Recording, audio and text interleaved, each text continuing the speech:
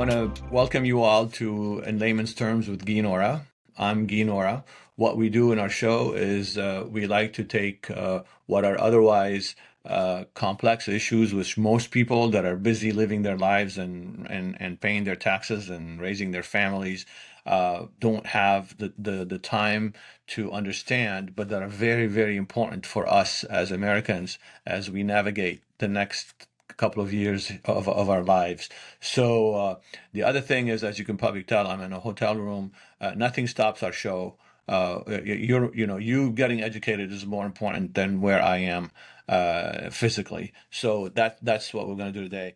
I am honored today to have my guest, Commissioner Simington from the FCC.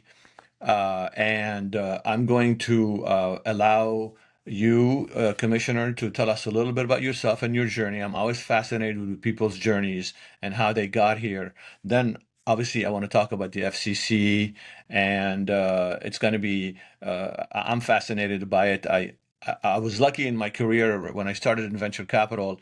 We had three divisions that we invested in at my first job at Dorigan de Liage, and we were in life sciences, which was my space, IT, but we also did media. So my partners were buying and selling radio station, TV stations, and cable. This was the beginning of cable. I'm that old. Like Continental Cable, that was one of our investments way back when. So at least I understand it, but I know that our audience, they're doing other things. So please, if I can start with your journey, and then we're going to talk about the FCC, and then we're going to get into some of the little details. And again, thank you so much for being here. I really appreciate that.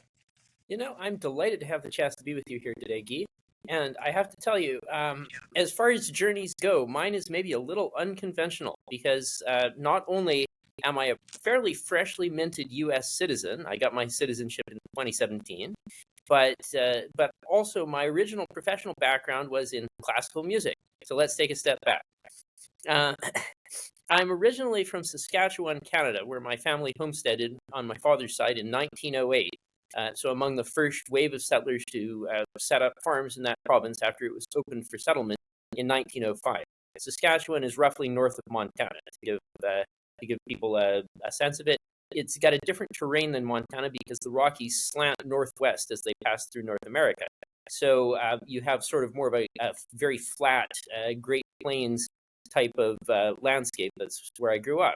It's great soil for farming. There's extremely high quality brown and even black soil. Some of the best soil outside of Ukraine, which is why it has a Russian name, Chernozem. But in any case, so farming is what we all did, and farmers are a type of person who is usually very short of access to telecommunications and very eager to acquire it. In my case, when I was a kid, that meant being a devoted fan of CBC AM radio, and it also meant that every farmer subscribed to some sort of weather service, some sort of satellite service, to get operational information that you needed to attain yield. So, nonetheless, I never really thought I was going to work in telecommunications. I wound up having a little bit of a métier for classical music. I trained as a violinist, and that is what eventually brought me to the United States.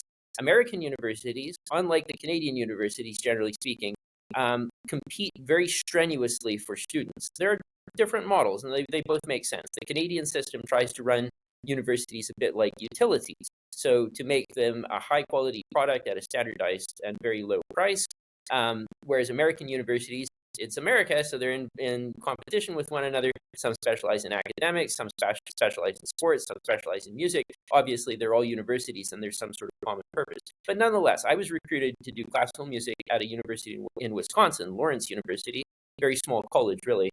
And I wound up long-term in the United States, moving here permanently in 2003.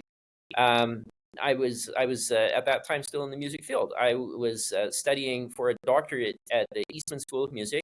I wound up dropping out for two very good reasons. I got married, had a kid, realized that I needed to start thinking a little bit more concretely about the immediate future, and then I also got a green card. I received my green card in 2007, so that opened up a lot more employment possibilities, and that's what led to me applying to law school in 2007. And that's what somehow brought me here today. Once again, I was a beneficiary of the competitive American university system. For law school, there are basically two numbers that determine your admissions options. It's your LSAT, so that's your board score, and your GPA.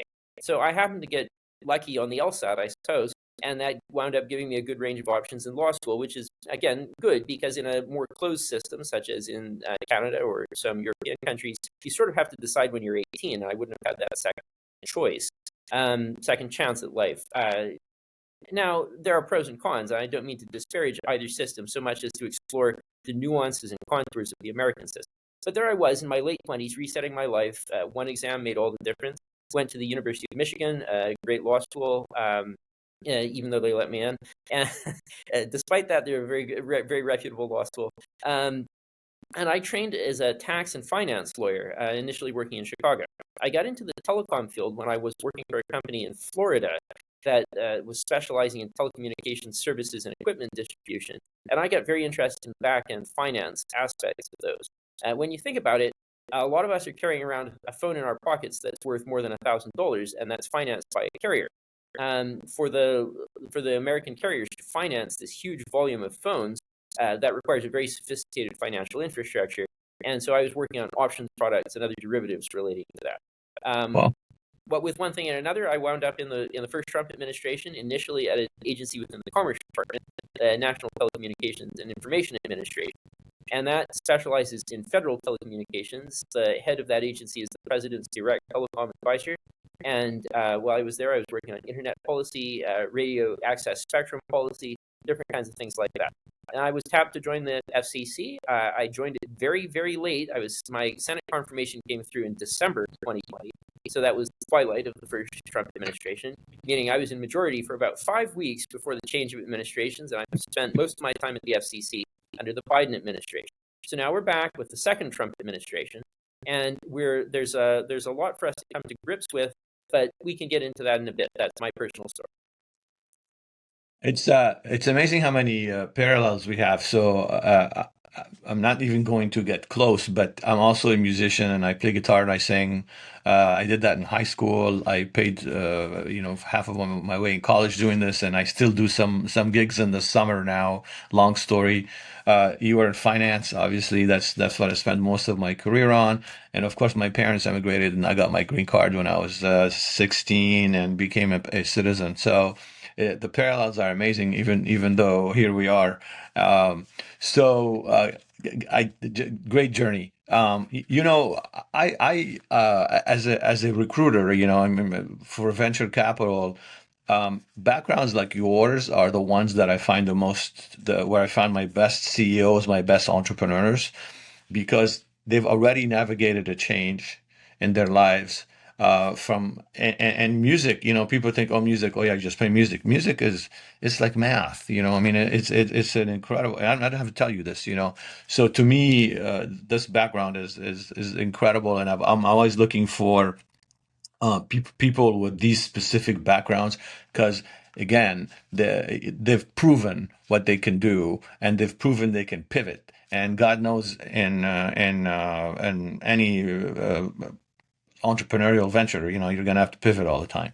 So with that, if you could tell me about the FCC. So obviously I know because I was exposed, but our audience, they probably hear a lot of three acronym, SEC, FCC, FDA, CDC, and on and on and on, right? So tell us about the FCC and the role that it plays. And then I want to hear specifically also about what you're thinking are the priorities. But first, just the FCC in general. Sure. I'd love to give you some background on that. So it's very easy to look at DC and see a confusing alphabet soup of agencies, like you said. So the FCC, the Federal Communications Commission, has existed since the 1930s in the form it's in today. And the impetus for its formation was the need to address two emerging industries. First was the telephone system. Of course, we had telephones for some time, but the Justice Department had responsibility for the phone system between about 1913 and about 1934. Initially, the Justice Department had stepped in, by the way, because the Bell system had been such an effective and sharp elbow competitor that other local phone companies with incompatible equipment or simply fewer economies of scale were increasingly being driven out of business. And so, during the trustbuster era, the Department of Justice looked at the emerging telephone monopoly and asked, how do we want to deal with this emerging monopoly? Do we want to preemptively break it up? Won't competitive pressures simply drive it back together again? Do we want to maintain incompatibility, or do we want to do something different? So I'll get back to that in just a moment. But the other impetus was the emerging broadcasting sector, because with broadcasting, you're at a very interesting nexus between communications technology and communications content. And so we were asking the question collectively, what does it look like to attempt to address the exclusionary effects that broadcasting has on other operators? So in other words, if you broadcast on one frequency, you're silencing everyone else in that frequency. In fact, you're making use of public airwaves to get across your point of view. On the other hand, we have extraordinarily high speech protections in the United States, even compared to other advanced democratic countries. So there was this question of how does the content of speech interact with the form of speech, interact with the exclusionary nature of broadcasting, and how does all that play into the practical social controls that the American people reasonably expect there to be over broadcast? What role do we want broadcasters to have in shaping public opinion? Do we want, like Odysseus, chained to the mast? Do we want to restrain ourselves from some of the excesses that might happen because of the disproportionate role that broadcast plays in speech? So there are a lot of questions like this to ask in the broadcasting and radio age. And there was also the emerging and very unusual solution that we came to in the United States of permitting a private phone monopoly and then carefully regulating. This is a different model from everyone else. In virtually every other advanced country, the phone system was simply built by the government. Or in the case of the British, first they built a phone system, and then in the 1920s they nationalized, or rather they nationalized the numerous competing local phone systems that were emerging at that time. And again, that's one point of view. Very often the phone system was under the Ministry of Posts. It was under the whatever the post office was in the particular modernizing advanced country, because it was seen as being a similar thing. Instead of sending writing long distance via some kind of physical courier, you're sending speech long distance via some kind of physical wire. And you can see that model makes sense within a certain point of view. In the American sense, what we did instead is we looked at the emerging Bell monopoly and said, the government is going to bless this as a natural monopoly akin to power generation. That is, it doesn't make sense to have multiple competing phone companies, each building a duplicative infrastructure in the same neighborhoods, having multiple wires stringing between each home and each central station, and in fact, different central stations for each neighborhood. There's simply too much duplication. What's more, the economics of natural monopolies predict that over time, a single dominant player will emerge. We looked at the entire country and we said, look, there's going to be a single dominant player emerging. We're seeing it right now. It's the Bell system. So instead of doing it as a government agency, which would have required the nationalization of not only that system, but all the others, we said we're going to do something different. We're going to do regulatory and financial oversight to ensure that this company, which we're going to tolerate as a monopoly, is not able to price gouge, that it's forced to deliver quality of service to all Americans. In other words, we're going to run it like a public utility, but a privately owned public utility. So that's the background for the FCC, for its formation, for how we started out down this path. That's at this point, that's more than 90 years ago. So we have to ask what we've been doing in the interim. So in the early 1980s, the Bell system was broken up. That's a key event in not only American but world history. The breakup of the Bell system started under the Ford administration, continued under the Carter administration, and was concluded under the Reagan administration. So you can see that there was a strong bipartisan sense that the monopoly was simply becoming too difficult for the government to manage. But when we broke up the Bell system, that wasn't just a matter of readjusting some phone call economics. We also lost other entities such as Bell Labs. Of course, we didn't just blow up the building and send all the scientists home. But nonetheless, Bell Labs as a cohesive national research institution started to fall on harder and harder times because there was no longer a national monopoly supporting it. And it's worth noting, that the Bell Labs, in addition to the many pedestrian but vital technologies that they were constantly researching. I had a field in New Jersey full of telephone poles with different kinds of coatings and materials subjected to different kinds of weathering. The question of what's the best way to make a telephone pole is an empirical one, but a very important one when you're talking about hundreds of thousands of telephone poles, right? But in addition to pedestrian research like that, they also created some of the marquee technologies of the 20th century. The transistor, without which we're not having this conversation, and there are no modern electronics. Communications lasers, the first cell phone, the first communications satellite. So there was a lot of amazing stuff coming out of Bell Labs, even Nobel Prizes. Notably, the discovery of the cosmic microwave background took place by Bell scientists who won two scientists shared a Nobel for that one. And you can see that it was a very, very significant national institution. The Bell System Technical Journal was a standard scientific technical reference for a long time, widely read by academic researchers. So that broke up. Now we wound up with this competitive environment. At the same time, the jurisdiction of the FCC, which is about wireless and wireline communication between states and internationally, started to have broader implications than it had up until that point, because we were also starting to see emerging communication networks like the internet that were inherently delocalized. And yet, at the same time, everyone is local. I'm sitting in a particular room, and so are you. There are particular wires and frequencies and infrastructure that are letting us all communicate. So the FCC had to address this question. How do we start stitching this all together at the very time that cohesion in ownership in the telephone system has been shattered, at the same time that alternatives to broadcasting are increasingly emerging, such as cable, as you would have seen, that led to first the 1984 Cable Act and then the 1992 Cable Act, as Congress tried to grapple with the complexity of the emerging cable market and with the legal differences between cable and radio. And of course, as we're talking about the 90s, we have to be talking about the early internet. And therefore, the question of who is going to provide internet service, who is going to provide the wire going between your home and the local internet access point, which is, again, sort of an interesting question. In early internet, those were two different parties.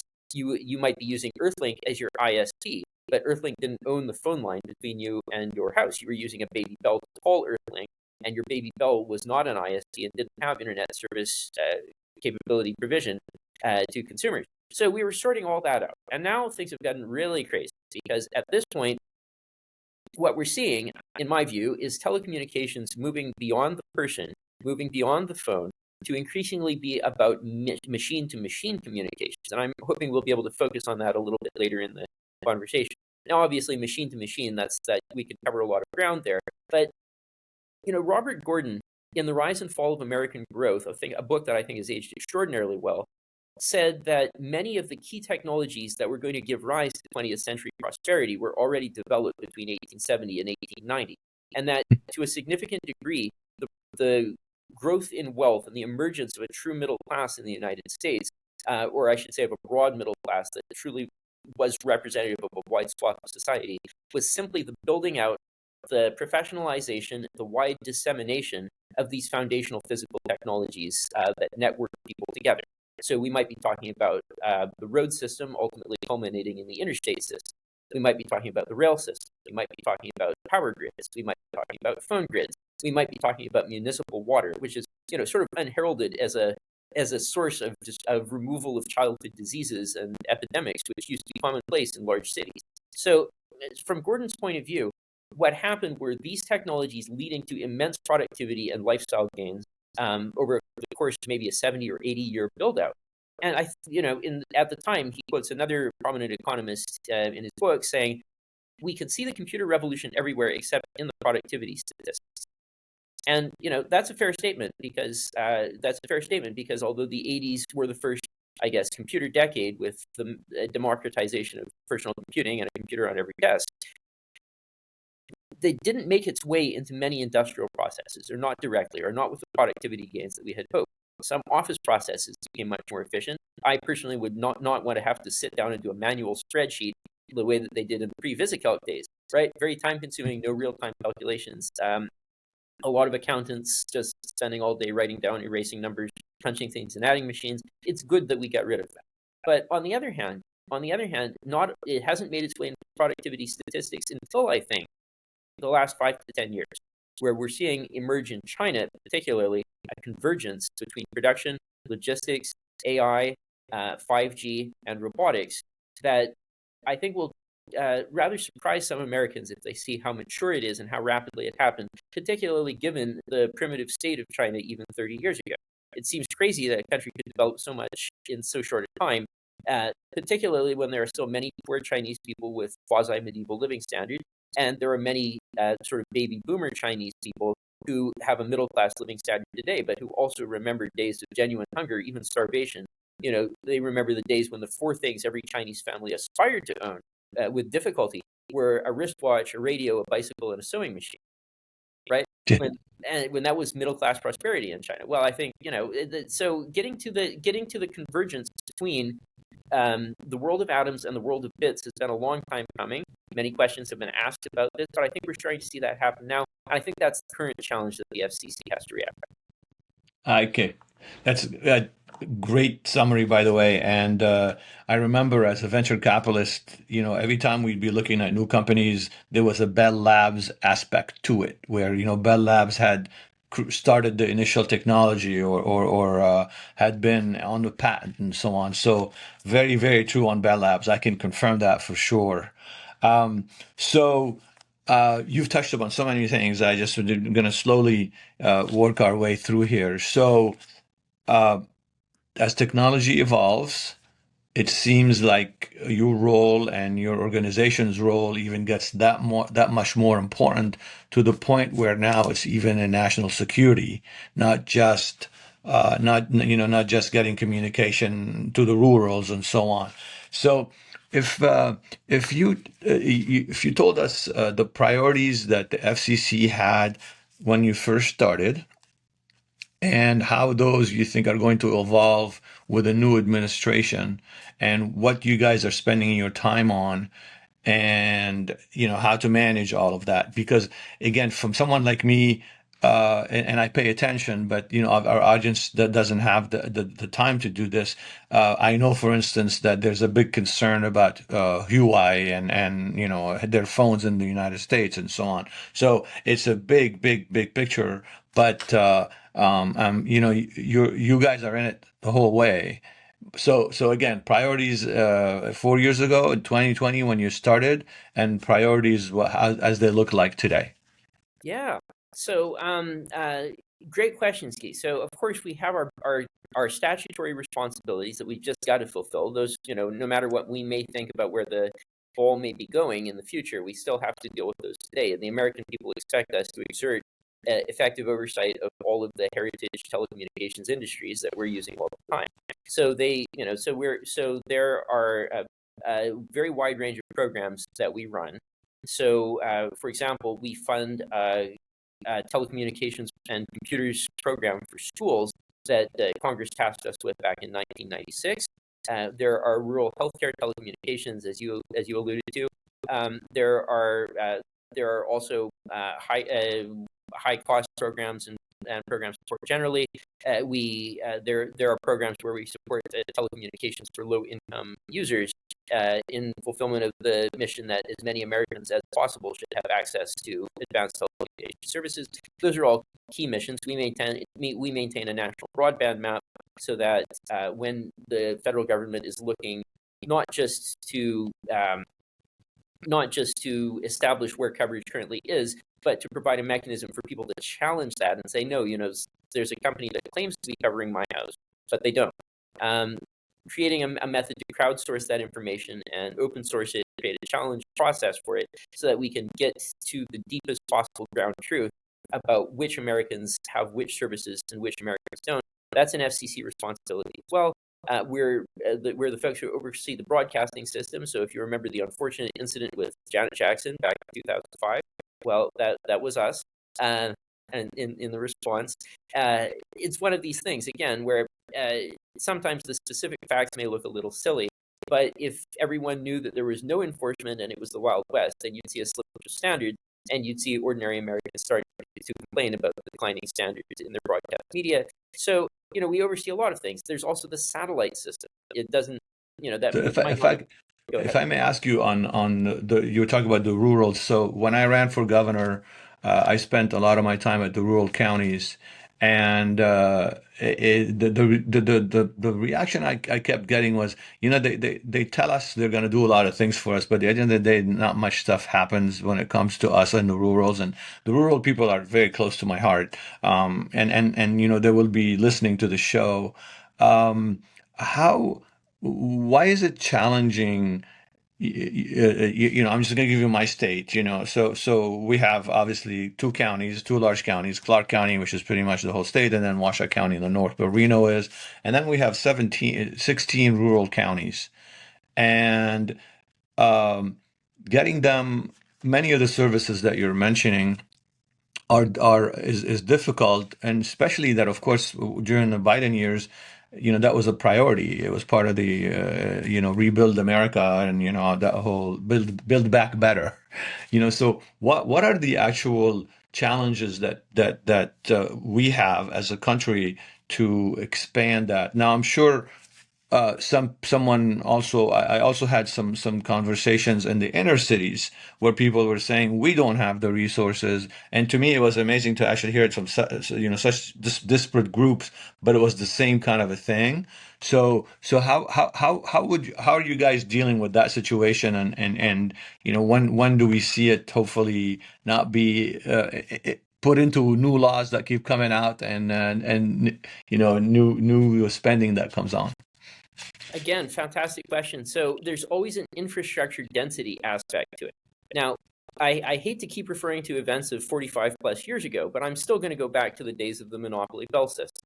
And the reason is that that single system allowed for a complex network of internal cross subsidies that were basically based on two ideas.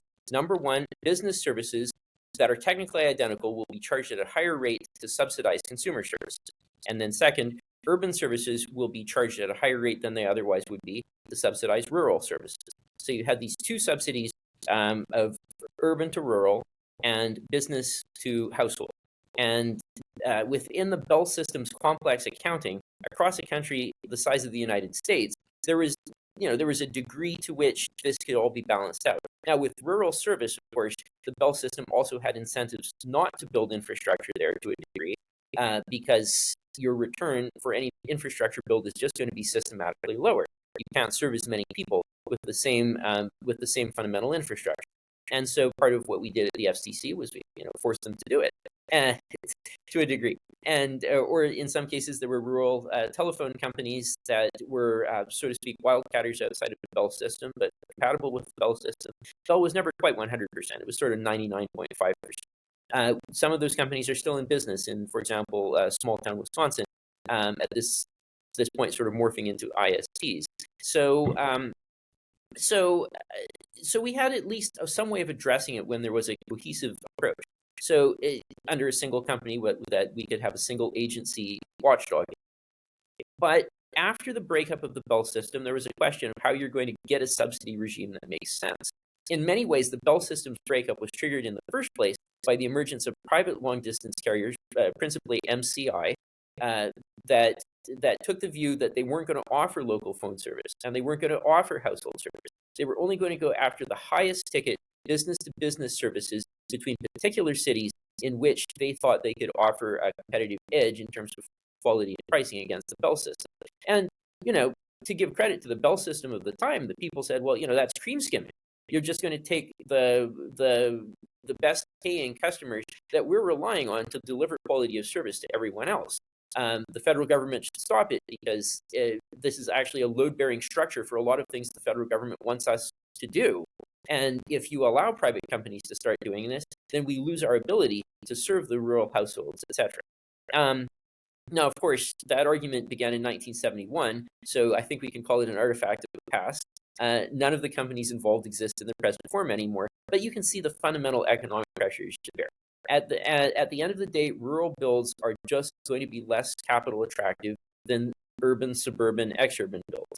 And that's particularly the case with wireline infrastructure. So it's always been hard. The federal government has always tried to force companies to do things they didn't really want to do by offering financial incentives or by offering regulatory mandates. I mean, they're both carrots and sticks. For example, as part of consummating the Sprint merger, T-Mobile had to enter a consent decree agreeing to cover 90% of the American population. So, and you've got to go outside of the biggest cities to do that. So we've had carrots and sticks all this time. We've had subsidy programs. The thing is, a subsidy program is a bribe to try to get someone to do something that they would not otherwise do. And so that leaves the question, even if you fully fund the CapEx build, which might include all kinds of feather bedding and graft for whatever company pops up to do it, what are you going to do about the OpEx over 10, 20, 30 years? Who's going to run it? This leads to other conversations. This is part of the reason people were interested briefly in municipal broadband, in the idea that municipalities would simply become their own broadband providers. That had its moment in the sun. There were a few successful builds. Overall, these programs have not been economically successful. Professor Christopher Yu at Penn is well known for his research on the issue, and I think he's conclusively demonstrated that the majority of municipal broadband builds fail. This is partly because municipalities are just not experts at being ISPs as well, partly because municipalities had the same internal financial incentives and would wind up building to the best served, most profitable, highest income areas first, because of course you don't build the whole thing in one day, you build it in stages. You need to make revenue for the municipality instead of just having it be a pure subsidy pool. So municipal broadband sort of didn't do too well. In a lot of ways, the Provo, Utah takeover of the municipal fiber system by Google was a bellwether of where that trend was going. And although there are still some municipalities where people have good service like it, it's obviously not going to flip the overall system nationwide. So we've tried publicly funding it. We've tried paying people to do it. And I think the answer is ultimately that we may have technically grown our way out of the problem. At the end of the day, it's just hard to make the economics of wireline work on any sort of similar basis between a rural dispersed area and an urban center. What's more, each rural area is distinctive. In Alaska, the rural habitation structure tends to be in terms of villages. So in that case, delivery to a central hub, which then fans out to local spokes where people live, can be a very good model. But obviously, if you're in the Great Plains and farming communities and where people actually live on farms that might be 5 or 10 miles away, house to house, then that may be a totally useless and irrelevant model. So the fact that they're both rural doesn't give you any useful information about what to implement. What's more, if individual operators in this space might have different needs, just to stick with my Northern Great Plains example, you might have a cattle business, cattle operation up there, and a grain and soybeans operation that work with very, very different infrastructural models. What I've often heard from people with dairying in particular is that they want a wireless network that covers the entire facility rather than delivery to the home. The home isn't the important part for them. It's really managing the equipment in the dairying facility that's more important. And for that, they want wireless connectivity rather than a fiber line to the house, which does them very little good. So, but I think we might have technically grown our way out of the problem by bringing new technologies online.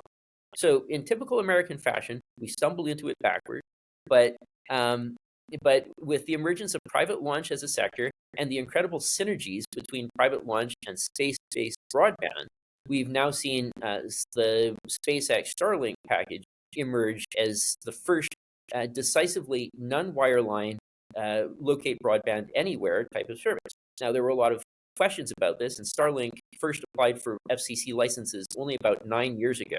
So it's hard sometimes, considering how fast it picked up subscribers. I think they're around 5 million, maybe more. Yeah. It's hard to imagine that this is such a young business, but it is. The technology is new, the business is new, the receivers would not have been technically feasible probably 10 years prior. If you do a teardown on a Starlink receiver, it's a pretty crazy device. There are more than 1,000 antennas, little antennas inside, and the reason that the box sits still, but it can talk to a satellite going across the sky, is that it's electronically tuned so that those antennas collectively move a beam to follow the satellite. And then when the satellite passes out of sight in about 4 minutes, they switch to the next satellite, which has been signaled by its predecessor to take over. You see what I'm saying? I was thinking about this when you were speaking. I was thinking if you're going to bring up Starlink, so I'm glad you did. Amazing. Like you said, when the technology has actually caught up, which is such an amazing thing it's so American, we're all about innovation, I heard a great line from Representative Massey once that you need 3 things to really drive rural land values up. You need reliable broadband, reliable power, reliable water. And from his point of view, Starlink had sort of solved for that first. And I thought it's a really interesting point.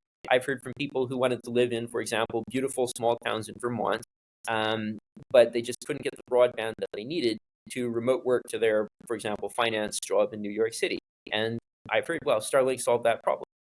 Well, if that's the Yep. case, then that Vermont village just got another lease on life for another 100 years, because all of a sudden it's a very desirable place for someone who Exactly. doesn't need to be in New York every day and would prefer living there, but who nonetheless has to maintain some kind of ties to the big city and not totally uproot his life. So I took you on a tangent. I'm sorry about the rurals because that's so important. Again, for our listeners and in general, that's our responsibility is to make sure everybody's covered. So you were talking about the mission, how things are evolving, new technologies coming along, and then we were talking about the differences between 2020 to 2024 and what's going to Yeah. look like 24 to 28. Yeah, you're right. Let's get back on track with that one. So I think in 2020 we were really preoccupied with the question of managing a 5G transition in the United States. I think it's good to step back and look at the history of Gs, so to speak. So the first generation of cell phones, these were analog devices, so they were transmitting in clear, and it was basically a wall-mounted phone without the wall or without the wire, but it was otherwise a similar thing. Now, the reason we call it a cell phone is that you define a cell on a map as the coverage area, and you have a technology to pass the call from radio to radio, much like how so that when you move out of one cell and into the coverage area of the other cell, it's pre-switched and you have continuity of operations instead of a call drop or a reconnection. So that was a major accomplishment. But other than that, other than the cellular aspect, it was still basically working like a landline phone. Similar features, similar capabilities. It wasn't digital. The so-called 2G was digital voice, and there was a very interesting thing about the economics of 2G. The transition happened in Europe before it happened in the United States, and it happened in Europe first for an interesting reason. And that is that landline service in Europe was kind of lousy at the time. I always joked about that, how like we were ahead of them and then they beat us. Yeah. Well, I mean, there was a huge impetus to switch over to cell phones because people in France, Italy, Germany just found that they could get a cell phone at the store, not have to wait weeks for the phone guy to make an appointment, show up, drill a hole in your wall. Sure, it was there were some expenses associated with it, but 2G digital phones also came with much better roaming systems, especially intercountry roaming systems. And so the availability of international digital roaming in Europe solved another problem in the European market that hadn't really existed in the American market. Namely, what happens when I drive over the border from Germany to France? Does my phone stop working or not? With 2G and digital roaming, again, that problem went away. So we saw Europe emerge as a leader in the technology, partly because it was such a rich jurisdiction, and the Americans scrambling to play catch up. With the so-called 3G, that for a lot of people that would have been their first iPhone, because the 3G is what I would start thinking of as wireless internet.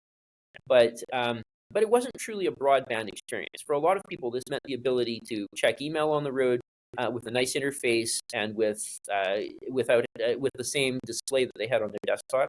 It meant the ability to download the occasional PDF, but data charges were high and data caps were low, and the uptake of streaming broadband services, for example, to watch a movie on your phone, to do a video call on your phone, that was still a little bit out there. If you were trying to do that kind of stuff on your phone, you were probably on Wi-Fi and not touching a cellular tower. So with 4G or LTE, you're getting into the true wireless broadband era. And what came with that, apart from great media experiences and communications experiences, but what also came with that was much greater app capability. It came together with better GPS receivers in the phones and more sophisticated GPS software in the phone. So all of a sudden it became practical to, for example, order an Uber and be confident that it would quickly get to you and that you would have a transparent and painless transaction. So for a lot of us, 4G is really where we became addicted to our phones, for good or for bad, because the phone became such a rich medium with such always on unlimited capacity capabilities that people were really able to get more value out of their phones than they had prior. Now, we can feel about that however we want, but there's no doubting the capability. So then the question is, what happens with 5G? Why do we need another G? What happens when the Gs keep going? There's no question that the 5G protocol, the 5G standard, is extremely technically advanced. It's a huge advance over 4G in almost every respect. So why has it sort of been a damp squib in the consumer marketplace? That's sort of interesting. We were very preoccupied with making the changeover happen when I took office. 4 or 5 years later, I think we're preoccupied with assessing what happened after the changeover and assessing how China did it differently. So I would say that that's my single biggest focus. I'm going to take that one, some cybersecurity and some broadcast reform, and take those as my 3 pillars. But let's just sticking with 5G focus for a second. 5G is, I think, where we really get into machine-to-machine capabilities. And I would say that with 5G, we have left the phone behind and simply got into a wireless networking protocol that is capable of connecting devices, towers, and a hierarchy of edge devices that don't really need to be phones. So I think that's a very interesting discontinuity. In other words, it's a technology that evolved from phones, but it's increasingly not going to be represented on phones. Now, we could say the same of LTE. Your car probably has an LTE module in it. That is how it would, for example, download a remote firmware update, if you have a Tesla or something like that, or a map update, or how it would make an emergency signal. These LTE modules are very powerful, even though they're trailing edge commodity technology at this point. No one's getting rid of them because they're so useful. They're used in police body cameras. They're used all over the place. So to a large degree, much more than most people appreciate, 4G has already escaped containment in the phone and become a general means of wireless broadband connectivity. But with 5G, the potential is far. And with 5G, because the potential is so much greater in terms of network performativity, device density, extremely low latency, wide variety of frequencies available, much higher than for 4G, and other capabilities as well. Then with 5G, I think you're really looking at the break with pure wireless mobility for the consumer that had happened with 4G and running with it. Now, there's this larger question too. Who should own and run the network? Does it have to be a public network? There are about 3,000 private cellular networks in the United States. Sometimes utilities run them to ensure that they have continuity of communications and continuity of controls, even if there's a blackout with the commercial carriers. You might say, well, I've never experienced one, but that's a very frequent post-hurricane situation, for example. You might, it's a common situation that a bulldozer cleaning up fallen road debris during a hurricane accidentally cuts the fiber cable connecting a tower, and then everyone's phones go out. So situations like that, or simply destruction from a hurricane, whatever it might be, an earthquake, cell phones do go out, and the utilities have to maintain continuity of service and continuity of operations during that time. So they build their own networks in some cases. Or an auto manufacturer or port operator might build a network in order to track assets and control access, and again, allow for machine-to-machine operations. But the thing is, in China, there are about 45,000, maybe about 60,000 such networks, hard to get precise numbers, and they're increasingly 5G networks that are in industrial facilities, manufacturing facilities, medical facilities, and they're not public. These are private networks that are operated not by a commercial carrier, or if they are, they're operated for the benefit of the sponsoring company. So in other words, I feel that China has much more than the United States embraced the idea that 5G is an industrial technology at its core, and that the consumer proposition, such as it is going to emerge organically from the industrial propositions, and it won't simply be a matter of even richer media. The truth is, 4G media was already very rich and very good. I think China might have the better part of this argument. Okay. Okay. Well, and so briefly, you've been so generous with your time. So I had the fortune and misfortune because I was an investor in them, but I had the fortune of watching in the mid 80s to probably 2000, the amazing proliferation of technologies that were actually helping the whole evolution that you just mentioned. And And venture capitalists on the other side, I was a life sciences guy, but my colleagues on the IT side in the telecom revolution, they were just killing it as far as investments that they were making and the companies they were doing and the acquisitions that were happening. And, Cisco being a perfect example, but hundreds and hundreds of companies. And it was just, again, I want to emphasize that what you do is not just a governmental organization that's just running these things for the government, but that actually the impact on all of us are huge. And in this case, it was a wealth creation that took place in Silicon Valley mostly, based on the developments that were happening at your organization and that you were trying to manage as an organization. So I got to see that live. It was incredible, the telecom revolution. The second thing I wanted to ask you, and I know we're running short on time, and I know that you had a time issue. Tell us about now. There's a lot of talk about 230. I know you personally have spent time on this as well. And if you could tell again, my listeners, what it is and how you're looking at it and how you think you're going to end up managing it. And of course, how would you have managed it 2024 versus 24, 28, specifically with regards to that section? Because people know that Google's too big and, Meta's too big. People hear that, but they don't exactly understand what it means. Well, Guy, I think that's a great one to focus on because it really shows how a change of physical substrate or physical medium can wind up changing speech in ways that are hard to predict. So I said earlier that the FCC oversees broadcast because of the exclusionary nature of broadcast, that there's only one license at one frequency in a particular city, which I guess stands for the idea that that it's a big deal to set up a TV station generally. And we shouldn't expect people to have to set up a TV station for them to have speech rights. So it makes sense for there to be some government oversight of all of this. The thing is, those arguments just don't apply to the internet in the same way. Now, there's always the federal government in the early days of the internet was trying to grapple with the question of how do we shape an internet that will be largely in line of consumer expectations in media. And so to go back to 95, 96, the Section 230 started its life as part of the Communications Decency Act, which was supposed to make online content regulated sort of in line with the expectations that people had come to expect from broadcast media. But of course, there was the famous Reno v. ACLU case in I think 99 that invalidated virtually all of the Communications Decency Act, with no constitutional predicate upon which to regulate internet content. The federal government stepped back. The sole survivor from the Communications Decency Act, which was still part of the Communications Act or the FCC statute after that, was Section 230.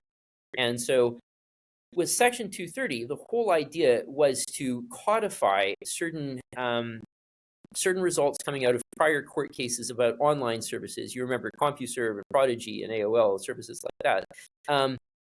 And the potential liability that a party would have running such a service, basically for either moderating or for failing to moderate its bulletin boards. The idea is if the speech on those bulletin boards is imputable to the company, then a company that moderates that speech might be liable for suppressing the speech of someone else. On the other hand, a company that fails to moderate might also be accused of supporting speech that is potentially slanderous or defamatory or even illegal for some other reason, such as inciting violence. So we wanted to say in the early days that online companies are platforms that allow for a voice rather than publishers who are assumed to affirmatively sponsor everything that they're putting in their publication. And that's it's sort of an oversimplification, but it gets at the key point that we wanted companies to be able to provide speech capabilities to people in the early days of the internet without worrying that they were going to take liability by doing it. And Section 230, of course, is famously only 26 words long. And when you have a law that's that short, then there's going to grow up judicial interpretation around it. And so there are a series of key cases in the early 2000s, particularly in the Ninth Circuit, that established very broad Section 230 protections for online companies, essentially saying that online companies have a virtually unlimited liability shield against what is posted online. That's part of why we've seen the emergence of social media as such a distinct category, because it is per se crowdsourced and not original content for which you would be liable potentially as a publisher. And the whole idea of providing a crowdsourced platform, which, at that point, you intervene with that crowdsourced platform to be sure, monetizing some people, demonetizing others, promoting some, suppressing others. Is this starting to act like a publisher? The world wonders. But that was not the case in the early 2000s. We were still 3 years before the Facebook IPO. It was still very much a world of amateur forums and bulletin boards. That's when most of the key cases were settled by about 2009. So flash forward to 2020, and the case for putting FCC regs out to interpret Section 230 was, I think, driven by the question that people were increasingly growing uncomfortable with the sense that there were unaccountable companies that could not be reached by regulation in any meaningful way that were making, in some opaque fashion, this promotion, demotion, monetization, demonetization, these types of decisions, and that they were making them along more or less predictable, more or less partisan lines, which of course gives it a partisan political valence.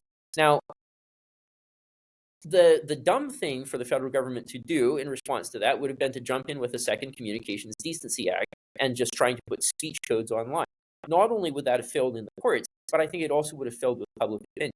So the first Trump administration, fairly late in the administration, put together a strategy to have the NTIA, where I happened to be working at the time, to petition the FCC to provide content-neutral rules that would nonetheless condition the Section 230 liability immunities for companies on the basis of those companies behaving appropriately to their users in terms of service, in terms of clear standards and intelligible standards for promotion and demotion, in order to shift the liability shield discussion a little bit later in a court case, instead of serving as a preliminary bar to progressing in it. So those were intended to shift the balance of power in favor of the users in the event the FCC never wound up adopting such regulations. And those regulations would have required Chevron deference, which we don't have anymore since Loper Bright last summer. So the question of what happens with 230 from now on, that's a tough one. Just last night, I was asked by an interviewer what the FCC planned to do about the acquisition of some specialty sports websites. And my response was, we can't do anything. We're not in the internet regulation business, not in price. These folks are not our regulatees. We don't do anything with them from an FCC specific point of view. Now, the general M&A authority and Consumer Protection Authority of the Department of Justice and the Federal Trade Commission are still there. But just because it says communications on the building, and just because we regulate your broadcast TV channels and your broadcast radio channels, that doesn't mean we can touch these guys. That's a very unusual situation. In Canada, they could do it. In France, they could do it. In the UK, they could do it. In the United States, we can't do it because of First Amendment protections and very powerful 230 precedent. So it leaves Americans, I think, with an expectation that there will be a natural regulator in this space that have never really been fulfilled. So as far as what I'm going to do with 230 next, the short answer is, unless I come up with some means of doing it, I'm not going to do anything, because I'm not sure that I've got any authority there, regardless of how I might feel about it. I might have conversations with the West Wing about strategies to go forward in a whole of government fashion, but it's not clear to me that there's any sort of FCC action that can be taken, and it's also not clear to me that a simplistic law can solve the question. Congress could always amend 230 on its own. They don't need my permission to do that. But Congress doesn't always act on these kinds of things. That's actually that even for someone like me who's much more laissez-faire, Chicago economics, this area, I'm comfortable, as we, again, we worry about our children, we worry about the speech and freedom, and of course censorship and all the things that we Americans take for granted. My last question, because you've been incredibly generous with your time, is what, as a commissioner, what keeps you up at night? Well, Guy, I think it's something that's important, but sort of hard to surface. So I really appreciate the chance to surface it here, and I'll try and make it concise. So the internet grew out of consumer grade equipment, often hobbyist equipment. The early ISPs, again like Earthlink, were very often just started by internet enthusiasts and not by real telecommunications established concerns. The internet had this amateurish spirit in its early days, with with news groups going over NNTP, with all sorts of services running on arcane protocols like Telnet that are largely forgotten today, with personal websites being very often where the action happened, or with people setting up small forums where big decisions, big discussions are taking place. And to be honest, if I want to find some information about some specific technology that existed in 2010, some particular clock mixture, or how to machine some particular type of steel or something like that, those early forums are, if they're still archived and if I can browse them as a guest, are often still some of the best sources out there. So there was a lot of value created during that period, but it was all sort of amateurish, and the professionalization of the internet has been hard to do because it was never conceived of as being a system that would be centrally operated, and where there would be a single accountable party that you could always reach for some sort of failure to meet a defined service level. Instead, it was all best efforts, and it was usually on the cheapest commercial grade equipment possible. Any of us who've fallen victim to a browser exploit in the early days, with cascading JavaScript windows, whatnot, you know what we're talking about there. I mean, that was the thing that made it so accessible, was precisely that the barriers to entry were so low. Yeah. Getting to today, the truth is that virtually everything is moving online, and we don't have a choice about that because increasingly infrastructure needs the wireless bandwidth capabilities and connectivity capabilities of the internet to function. But that's also a terrible problem because the equipment that we are therefore exposing to the whole internet might be equipment that we had always thought of as vital public services.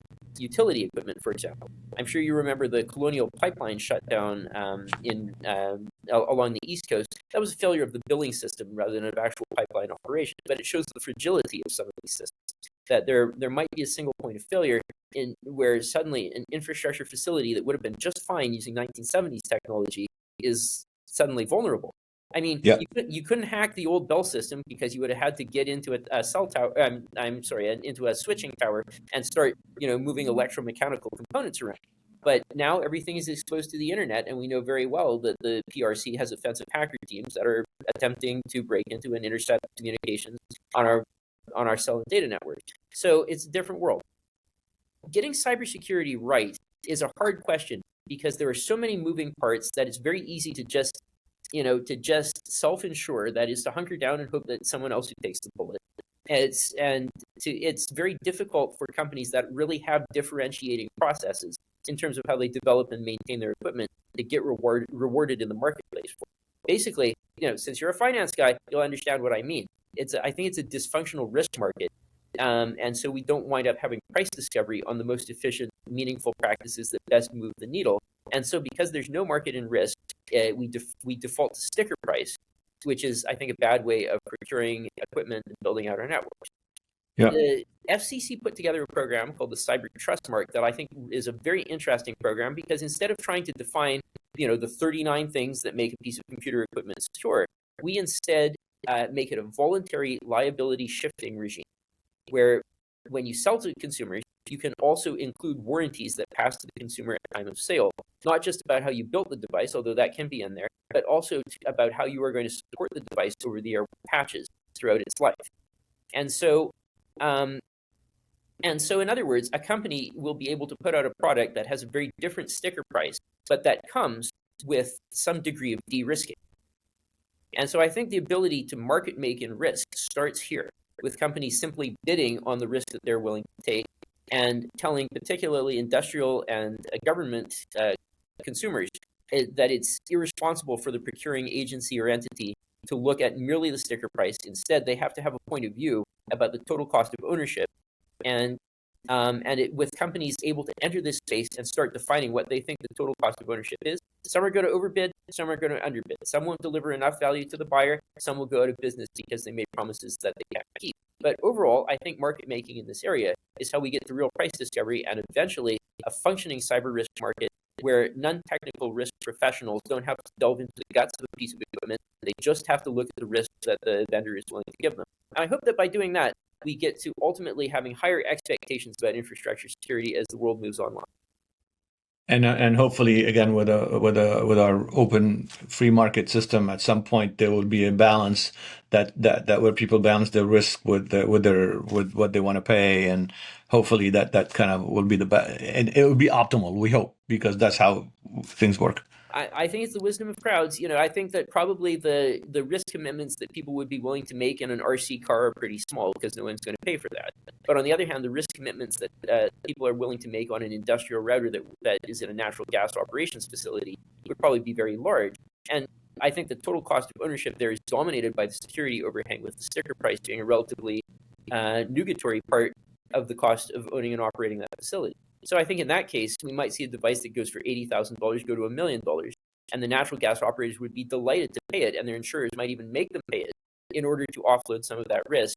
And that's an exciting new world. And it also would help a lot of American companies that may not be able to compete on sticker price, but certainly could compete on security features and integrity of the development and maintenance process. Until there's the one crisis, right? And then everybody has to do it. I mean, well, that's the other thing. There will be a demand for regulatory uptake. And in fact, there's an executive order from very late in the Biden administration that requires federal government procurement of cyber trust market equipment by early 2027. So the federal government has already taken the position that they want to move in this direction. It's my hope that that by itself moves the market and leads some companies to have confidence in these representations. And that, I think, overall, once we get to a market in cyber risk, we'll have the same kind of health we see in other risk markets and the same social benefits. Yep. Well, I think we're gonna have to do another session, if you don't mind, at some point. And between now and then, if I'm ever in DC, or if you ever come over to Nevada, I'd love to get together and do a coffee or a beer or anything. We could just catch up. To me, this was fascinating and very, very helpful. And I do think we will do another session, because I've only asked, I think, a third of my questions, but this I'll is try great. to keep it more concise. Guy, I would love to do that. No, it's not you. It's me. I was just fascinated listening. So thank you so much, Commissioner, and have a great rest of the week. And hopefully we'll talk to you soon. Thank you, Guy. Thank you so much for having me on. Can't wait to talk soon. Take care. Thank you. All right. Bye-bye. Thanks for listening, everybody. In layman's terms, I have a lot more to go on this subject. And I had many more questions that I wanted to ask, because this is really important for all of us. And we need to understand the risks going forward, not just within our society, but also now that it's becoming competitive geographically. And with the UK, Europe has their own system they're trying to figure out. And of course, China, as you heard, they're probably ahead of us, which is something we want to be concerned about. It's got security issues. It's got geopolitical issues. So we will come back to this subject. I hope you enjoyed it as much as I did, and look forward to talking to you again next week.